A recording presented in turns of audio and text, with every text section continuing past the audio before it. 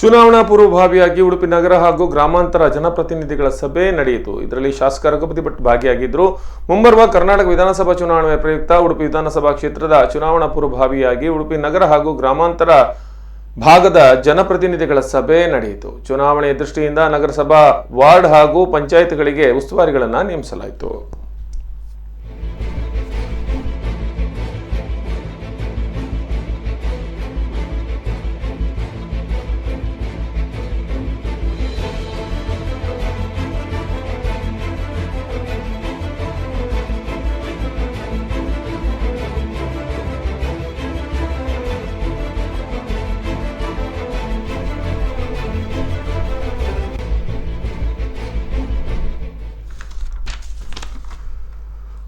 ಕುಂದಾಪುರ ವಿಧಾನಸಭಾ ಕ್ಷೇತ್ರದ ಬಿಜೆಪಿ ಪಕ್ಷದ ಪರವಾಗಿ ಹೊಂಬಾಡಿ ಮುಂಡಾಡಿ ಪಂಚಾಯತ್ ವ್ಯಾಪ್ತಿಯಲ್ಲಿ ಕಾರ್ಯಕರ್ತರ ಜಪ್ತಿ ಆಟದ ಮೈದಾನದಲ್ಲಿ ಸಭೆಯನ್ನು ನಡೆಸಲಾಯಿತು. ಕಾರ್ಯಕ್ರಮದಲ್ಲಿ ಶಾಸಕರಾದ ಹಾಲಾಡಿ ಶ್ರೀನಿವಾಸ್ ಶೆಟ್ಟಿ, ಸಚಿವರಾದ ಕೋಟ ಶ್ರೀನಿವಾಸ್ ಪೂಜಾರಿ, ಬಿಜೆಪಿ ಕುಂದಾಪುರ ವಿಧಾನಸಭಾ ಕ್ಷೇತ್ರ ಅಭ್ಯರ್ಥಿ ಕಿರಣ್ ಕೊಡ್ಗಿ ಮೊದಲಾದವರು ಉಪಸ್ಥಿತರಿದ್ದರು.